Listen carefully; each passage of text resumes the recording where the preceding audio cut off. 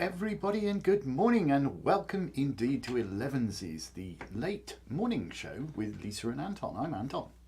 I guess that makes me Lisa. Oh, apparently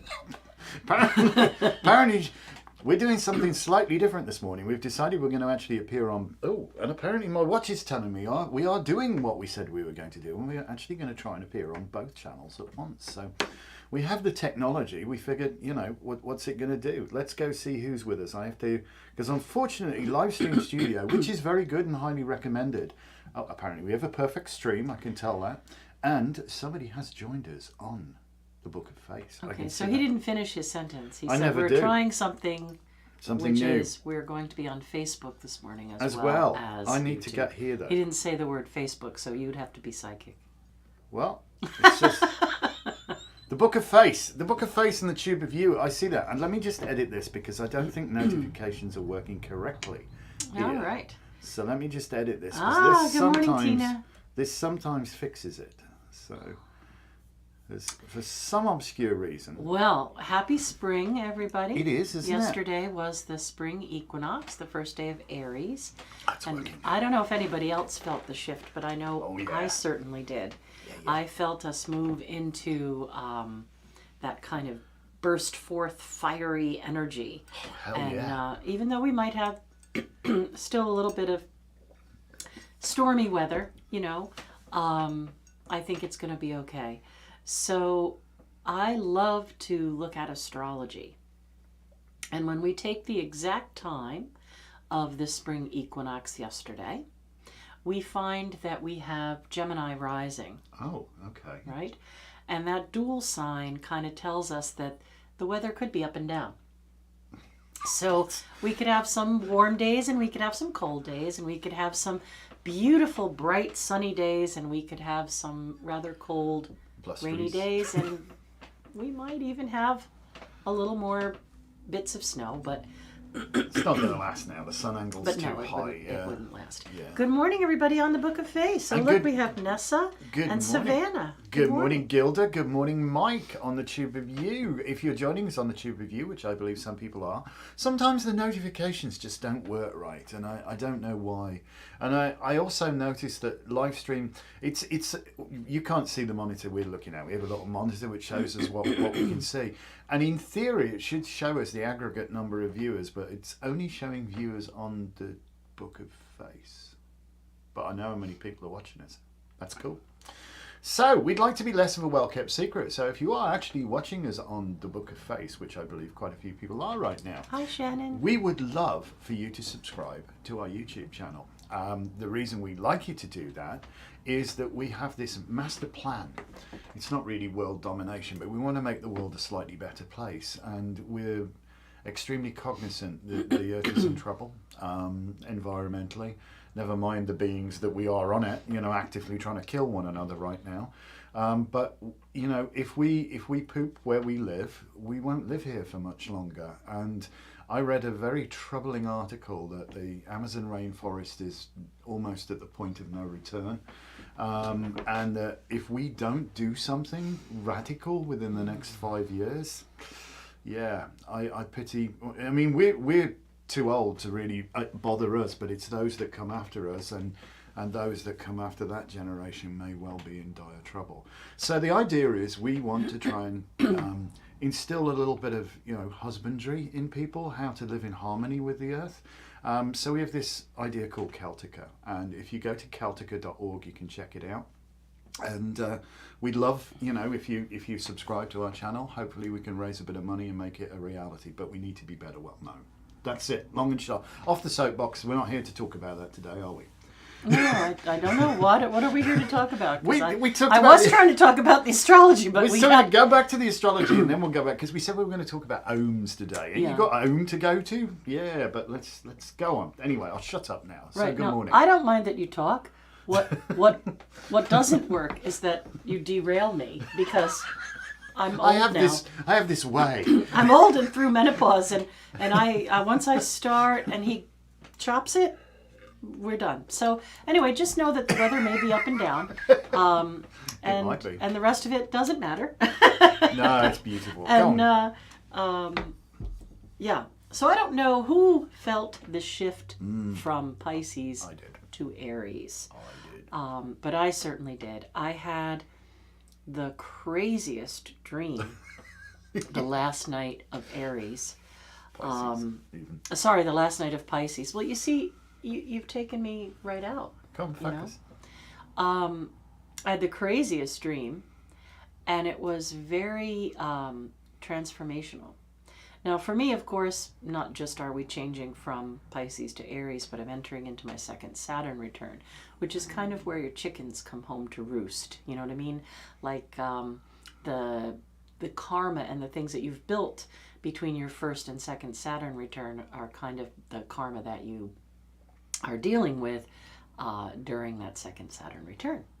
So I think things are going to get pretty interesting for this old witch, because I tolerated a lot of things that I probably shouldn't have. So I think I'm going to get some wonderful good karma for helping people. And it was just really, really great. I started really processing some things that I don't need to carry anymore. So Aries time of year, my one-liner for Aries is ready, shoot, aim. Oh dear. And it's the first sign, so it's the pioneer, and it's the first fire sign, and it's cardinal, so it says, change, change, change. Change the season. So some of you really might have noticed that shift in energy. I see Savannah's got something here. She said, I've been having tons of crazy dreams, but last night was actual worse. Oh no. All right. Well, last night was the Equinox, the first night of Aries. So things might have got a little more intense. Wary. Bags of smoke straight up the middle. Yeah. Yeah. But so this energy, of the from Sabbath to Sabbath works for about 6 weeks until we get to Beltane or Callan Mai, Callan Have, the May Day. And then we know that this chart from yesterday, if we look at the moment of the equinox, has Gemini rising. So I think there's going to be a lot of that kind of mercurial energy, a lot of talking going on, a lot of processing going on, and a lot of kind of sporadic weather. So that's what I really want to say about that. Anyway, so we've talked about crystals, and we've talked about tarot, and we're working on Tarot Talk Tuesdays on YouTube, where we talk about one particular card each Tuesday, and you could learn the tarot. Like Anton always says, there'll be a little over 13 hours worth of content by the time we're done, blah, blah, blah. It's a lot. But it's a lot. Tuesday nights, we try to launch that somewhere between 7 and 9 o'clock. We put up that video. There or thereabouts. Depends. And you could go back and watch them all. And watch them all if you wanted to. Watch them all, yeah.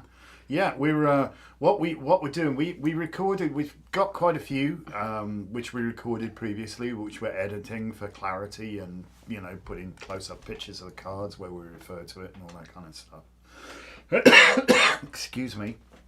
Oh, please. But yeah, it's a good resource, and it's interesting because by doing this. Both Lisa and I are even looking closer at the cards than perhaps we even, there's always something new leaps out there, isn't there? Carol. I think. And I love it. I love it when that happens. And there's just so much. When you consider that the tarot, there's nothing on the tarot that's there by mistake.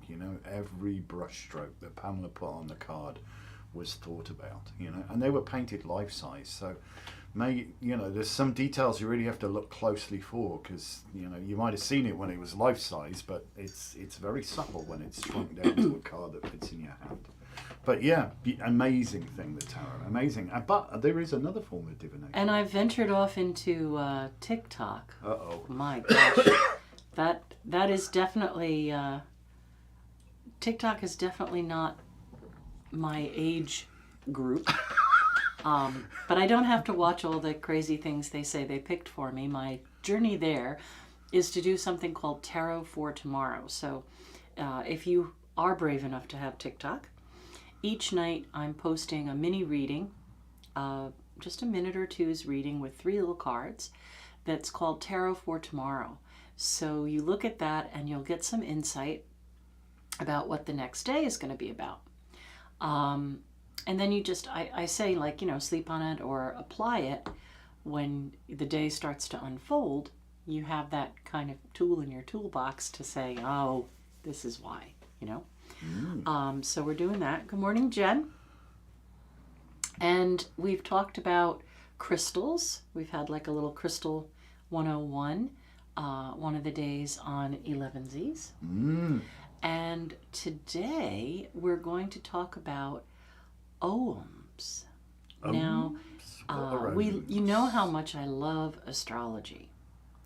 But Western astrology is like the energy of the sun. And it's what we would refer to as like a diurnal kind of thing. What goes on the day you were born, whether you're born at morning or night. And then your chart is divided into nocturnal and diurnal, things like that. But that's another subject, astrology. But there's something called the Celtic Lunar Zodiac, because the Celtic people liked the moon an awful lot. Well, yes. It's a great way of being able to measure things, isn't it? Good afternoon, Angela. And so that's where the word menstruation comes from as well. It's all about measurement and cycles. Measurement and cycles. Yes. So the Celtic Lunar Zodiac shifts every year. There's not exact dates because we know that the Sabbats can be different days. So the Ogham lunations in our tradition begin the day after Yule or Alban Orthan. Okay. So mistletoe is the sacred tree of Alban Orthan. And each of the Sabbats have their own tree. And the Oghams are trees. Cool, like a sacred grove of lunar workings. So the first lunation after mistletoe, after the nameless day, after the solstice, which could be as early as quite late on the 19th or as late as the 23rd, depending on the year. So you see right there, that's like a 4-day window for where does the next lunation start. So the first lunation is Birch, and that is the tree of light. And if anybody ever has been out in a grove of trees at night, especially when there's moonlight, you'll notice that the birch tree basically glows, doesn't it? It kind just of glows reflects in the dark. that light. So amazing trees, it is a symbol of the return of the light as well. And then the next tree is Rowan. And Rowan is very fiery. And Rowan is the lunation nearest Imbolc and breathes flame and that kind of thing. Interesting. So can we just jump back a tiny little bit? Sure, So, you go for it. What the Ogham is exactly.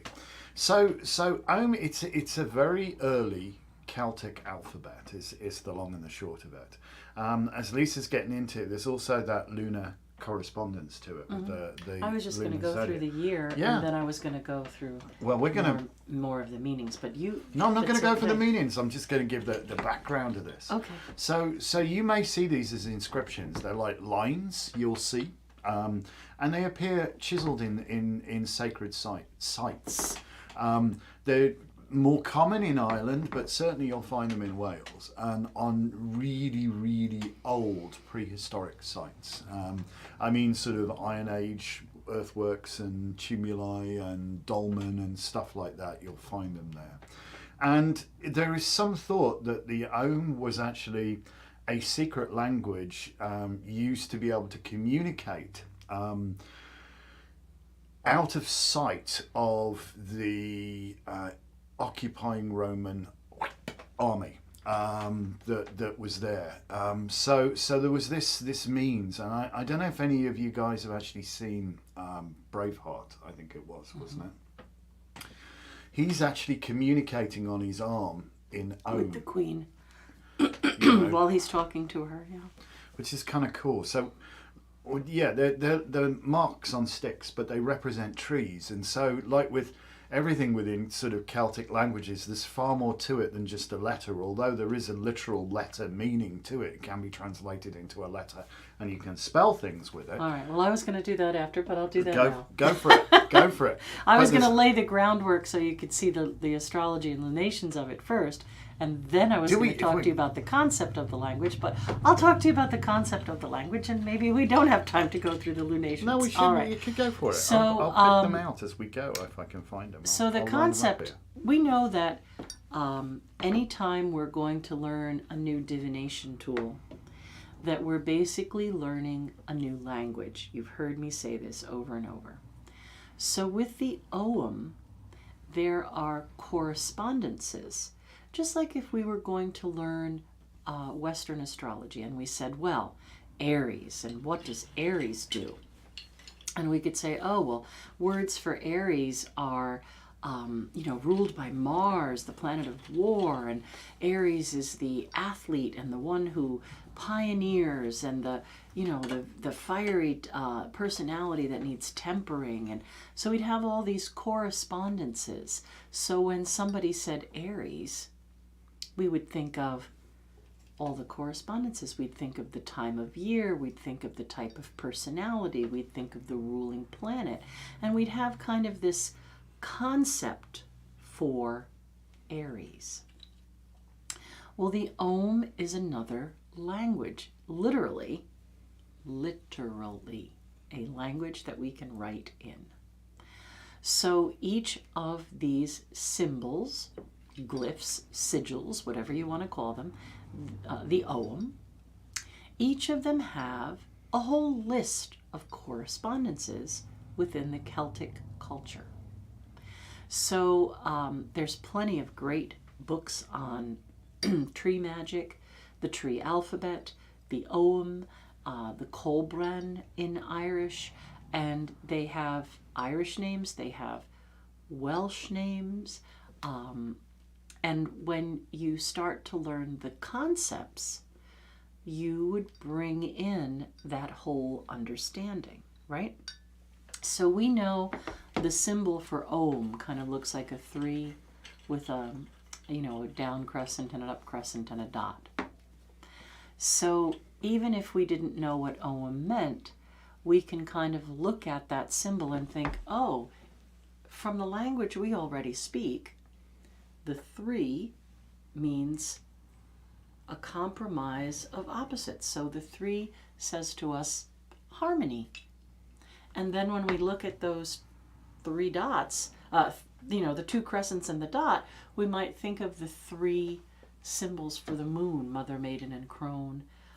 Maiden, mother, and crone, sorry. And we might think, oh, well, this is a symbol of nurturing and harmony and peacefulness. And we would start to build the concept of what Ogham meant. But I'll grant you, we could write a book on Ogham and still not convey its concept in English, because English is kind of lacking in concept. So what we have to understand when we're looking at the Ogham is it's a time frame or a marker, just like regular astrology, right? The Western astrology that we're used to. So if we say, oh, mistletoe, the nameless one, oh, that's the day of the birth of the sun. It's the shortest night, the longest night and the shortest day, and mistletoe, and we learn all that it was regarded by the Druids, and we learn all the concepts of that. So we then begin to learn to speak in this language. So what Anton was saying about using it is that they would know all of the correspondences, right? They would know whether that Ogham was related to cattle or land or a particular personality type. and they would start to speak in the language that they understood. You could also combine the letters to make words, but each letter would still hold its concept of its standalone thing. I just organise them so you can pull them up and introduce them. Well, these don't have the extra 5 for feta, do they? They do No. not. All right. They So do not. probably some of the best modern material that we have about the Ohms is written by John and Kathleen Matthews. And there are some modern decks out there now. One that Mickey Muller, I think, illustrated. But I mean, we have a ton of different things on the Ohm at the shop. So if you're interested, come on in, because we have books on druidry. They're very, very much sacred. Trees are very sacred to the druids. All right. So we get that understanding that when we saw William Wallace standing in front of the Queen and they're having one conversation by mouth and he's doing this on his arm, he's actually saying, you know, Holly, Rowan, Hazel, you know, he's giving her a whole different message through the concepts and correspondences to those trees. All right. So, Birch is the first lunation, and it's the bringer of light. It's the morning after the shortest night. Okay, you gonna hold it up? It's birch. Cool, that's birch. This actually is a birch twig. I don't know if you guys can see that at all. It's fairly dark, but I think they varnished it. They've been varnished, yeah, definitely. But, yeah. So that's the one line sticking out. And usually when you write this, you would write them pointing up or pointing down, but it's easier to learn them in the way we would read on a book rather than up or down. It's easier to learn them pointing left or right. All right, so you have birch. So would it be that way? And then you Point have, up, would it? I don't know.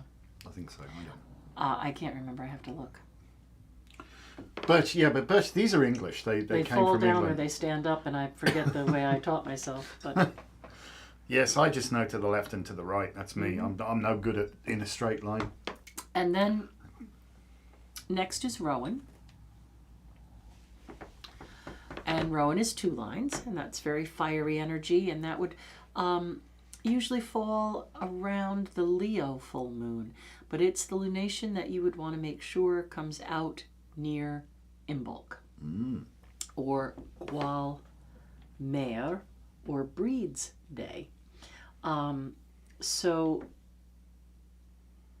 Imbolc has its own tree, and Imbolc is fir, an evergreen. Yes. Then next letter is Alder. And now Alder, some of you that are into the Mabinogi might say, oh, wait, Alder, that has associations with Bron and Bronwyn, right?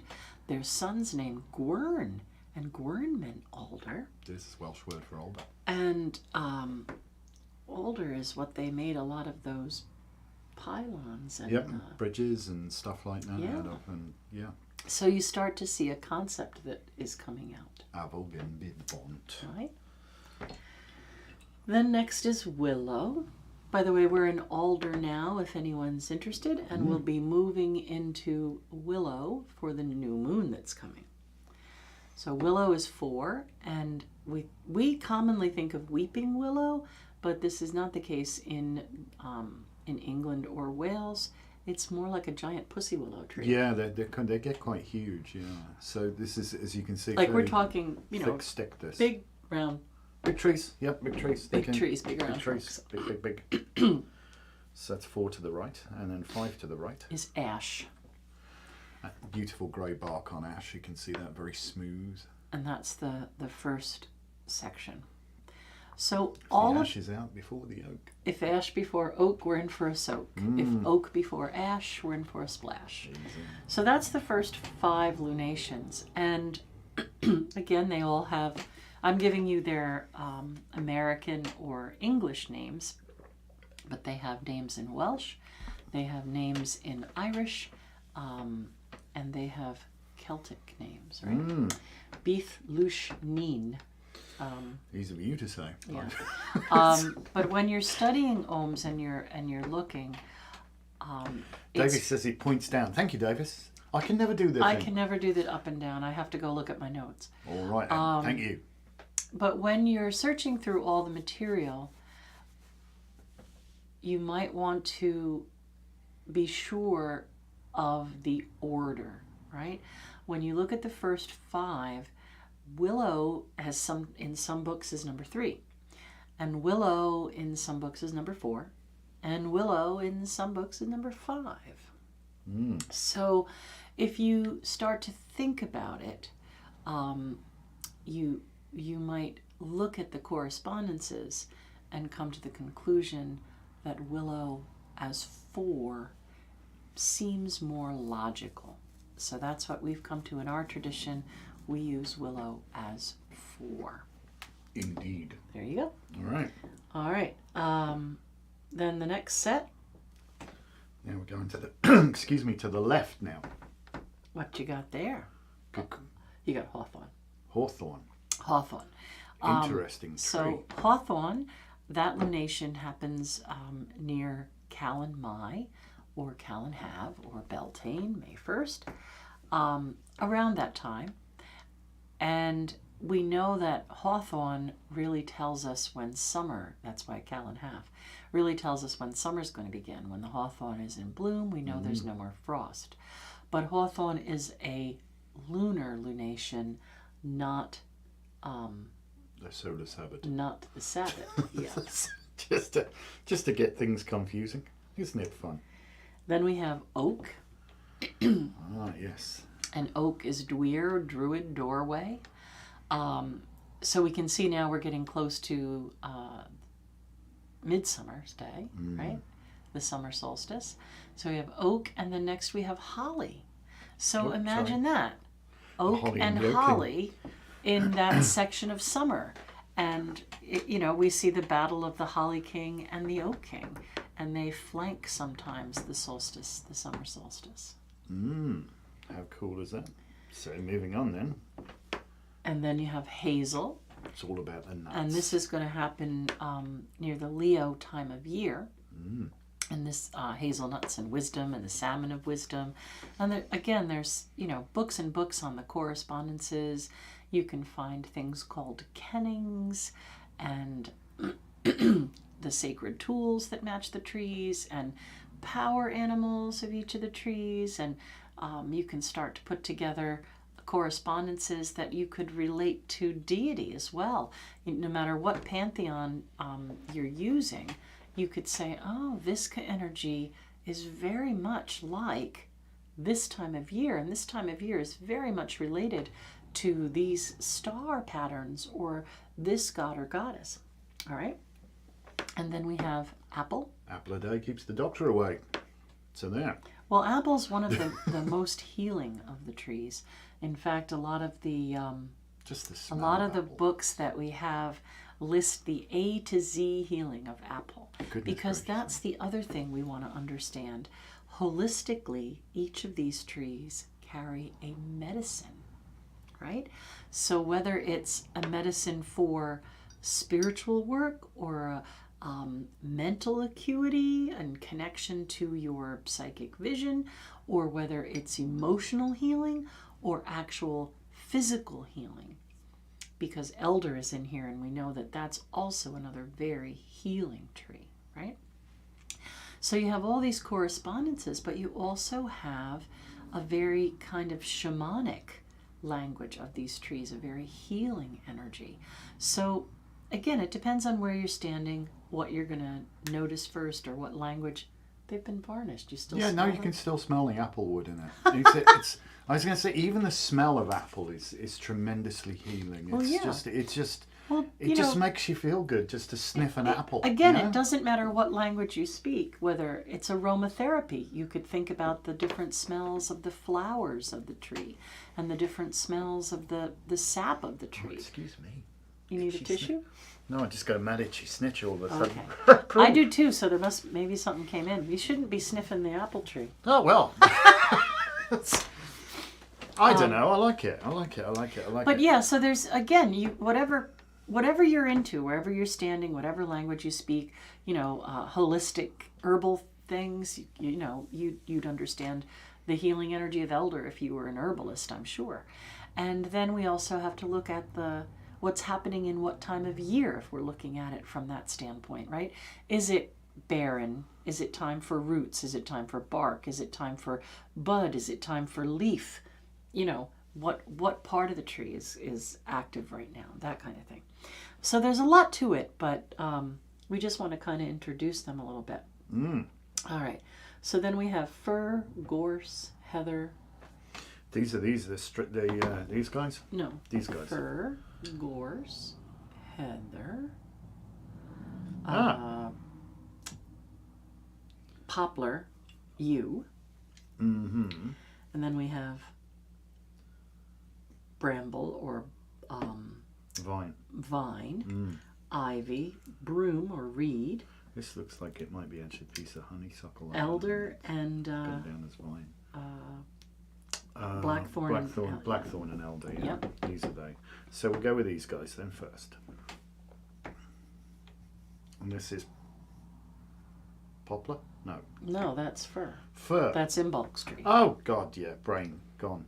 Yeah, I'm going the order of the year. That's why I'm thinking. No, you're going the order of the Ogham. You're not. I was talking about the Sabbats, and you didn't hold them up then. This is Imbolc's tree. Oh, I'm sorry. What do I know? Such professionals. There you go. This is a beautiful one. I love this. You like fir? I do. Yeah, evergreen. I don't know, but the firs and pines are so different as well. The firs. Oh yeah. Yeah, they've got that softness. Well, even birch trees are needles. very different. Silver birch from paper birch and whatever. All right, so next is gorse, and that's yesterday's tree, Ostara's tree, the little yellow snapdragon head-looking things. They really are vigorous growers. And gorse. they pop. They pop their seeds and throw them in good ways. So again, that's very indicative of the movement of the light. Spring forth. And then we have heather, which is the tree for summer solstice. And then we have poplar, which is the tree of Lunasa or Gwau-Aust. Also known as aspen sometimes. Yeah, poplar aspen. Yeah. That's the other thing, some of the things you have to decide what works in your area or your tradition. And then we have yew. Sorry, I'm just looking at this beautiful. And yew is Mabon. Just love the red colour that runs through the yew. It's just, it's amazingly beautiful. And then we have bramble or blackberry or mun. Mun, yeah. MUIN, I think it's. But that's a very nurturing tree as well. It's usually part of hedgerows, or it grows to protect the little wee animals from predators. Yeah, it's like a whole habitat under it, isn't it? Yeah. It's kind of amazing. It can stop something big going through it, because you wouldn't want to push your way through a whole thicket of brambles, I guess is the word. Yeah. Then you have ivy. Oh, this is gorgeous as well. It's an interesting tree. That's a lunation in the fall, September, October time. And broom. And broom is usually very close lunation to Callangaea or Samhain. Wonder why the witches ride a broom. Hey, steady now. And then for slanty is Blackthorn. Goes opposite the whitethorn. So it goes opposite whitethorn, but this is for Callangaea or Samhain. So if you think of whitethorn as being kind of the light half of the year, and blackthorn talking to us about the dark half of the year. Blackthorn is an amazing. When we had our place in Wales, we had an amazing amount of blackthorn on it, and this stuff is so hard and so heavy. Even just holding this stick, the weight of this stick, you can see where they would make cudgels and shillelaghs out of this, wouldn't you? and the thorns on it are like this long, and they will go through your boots. I know because it happened to me. Blackthorn and whitethorn, light half, dark half. You Kabbalists could think about that. Oh yes, the pillars of severity and mercy. What do you think this one is? There's a weight to that. How about that? And finally, well, there are the Elder. Elder is the lunation prior to winter solstice. And there you have it. So that's and this yours. is a beautiful one as well. And then there are 5 extra, which we don't have. Which we don't have in our sticks, but there are 5 extra, and again, that takes some looking at to kind of decide. They're like gooseberry and beech and sacred grove and things like that. But other people have talked about different tree medicine. Yesterday, a friend of mine was talking about witch hazel and saying in one of their books or in part of their research had talked about witch hazel being one of them in the 4 Fida, they call it, the extra 5. So just, do your research and think about timing and think about what the tree is doing at that time. Think about where it grows and how it grows. And no matter what language you speak, work to translate it so you start to understand the concepts, right? In shamanism, when we look at an animal's power for medicine, we say, well, how does that animal live? Does it live underground? Does it fly in the air? So when we're looking at the trees, do they grow really close to the water? Are they really tall, or are they more squat and shrub-like? Shrub-like, or what kind of flowers, or catkins, and all of these things start to lend energy to us to understand their meanings and how best we can benefit from them, mind, body, spirit. Take, for example, the elder tree. I've just put the young away, unfortunately, but it represents, if you will, the 3 phases of the goddess so dramatically and so visually. So this is why it's sometimes colloquially known as the lady's tree. And, burn it not or cursed you'll be, it says. So elder is revered. And elder is amazing. When it's in the middle of winter, there is nothing looks so dead. It looks gnarly and like, you might as well cut it down because there's no way this is coming back to life. It looks so dry and gnarly and completely dead until the spring comes around, and then it bursts into this amazing verdant green with so much new growth and festooned with gorgeous white flowers, like heads and heads of these they amazing look like white lace. Yes, like a bridal sort of thing. And they make the most amazing champagne from elderflower. Elderflower pressé. It's gorgeous. It's absolutely yummy and fantastic. And then, when it comes into fruit, the berries you have never seen. So many huge clusters of thousands and thousands and thousands of these little red berries. Red. And white, they're deep, red, dark dead. Red. Yeah. And so that represents the mother phase. We've in the maiden, the mother, and then, as I said, in the winter, it's just... the wizened crone. Wizened crone. It just looks totally dead, but it's an amazing and tree. Blackberry or bramble does the same thing. Its berries start out white, then they turn red, and then they turn black. So again, you can see quite a symbolism when we get towards that time of year. Bramble, ivy, broom, elder. They're all very much the goddess preparing for the god. It's amazing. I love to connect.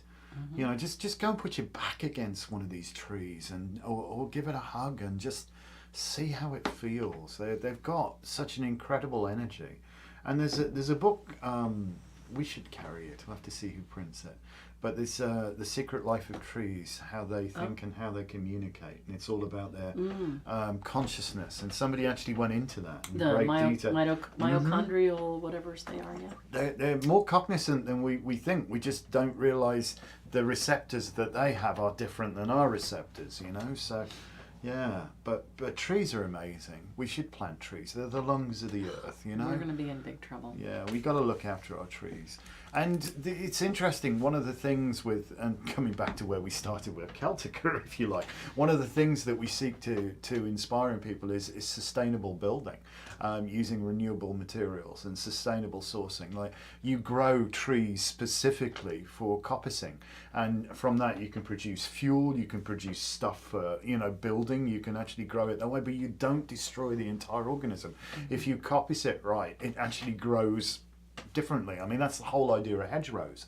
They become self-sustaining, and they provide a habitat for a very biodiverse habitat. It can be sustained in natural hedgerows. Beats the heck out of pressure-treated wood and barbed wire, you know? Yeah. Really. It really does. Yes, there's a bit of maintenance, but they're self-repairing, you know? If you go ahead and trim your hedges and pletch them properly, they're self-repairing. They will, you know, knit themselves back together, which is a beautiful thing about it. And Lisa and I actually know how to pletch a hedge. Right. So Anyway. you know what? I think instead of having a tarot card for the Yes. week, we'll have an Ogham. Ooh! Doesn't that sound fun? You gotta pick it, you gotta pick it. All right. So for this week, how to deal with all the energy. Oh, what we got? Hazel. Oh, it's all about the nuts. All right. So I'm going to say wisdom is a good word for Hazel. I think you're right. And understanding that wisdom. My mom had a saying which was, too soon old and too late smart. It's true. It is so true. So I'm going to say this week is kind of a look before you leap, right? It's okay to have the experience and wisdom of the fool, and the faith, but it might be a good time to kind of look before you leap this week. Think about what you know, and think about experiences that you've gleaned, and kind of balance out that ready, shoot, aim energy of Aries into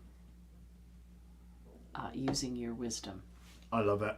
Yep, it really is. Yeah, our headlight just went out. Yeah. Battery. I forgot to charge it. That's me. There you go. There's the wisdom I didn't apply. So, wisdom is a gift of age. It really is. What do they say? Bad experiences come from poor judgment, but good judgment comes from bad experiences. You have to learn from your mistakes.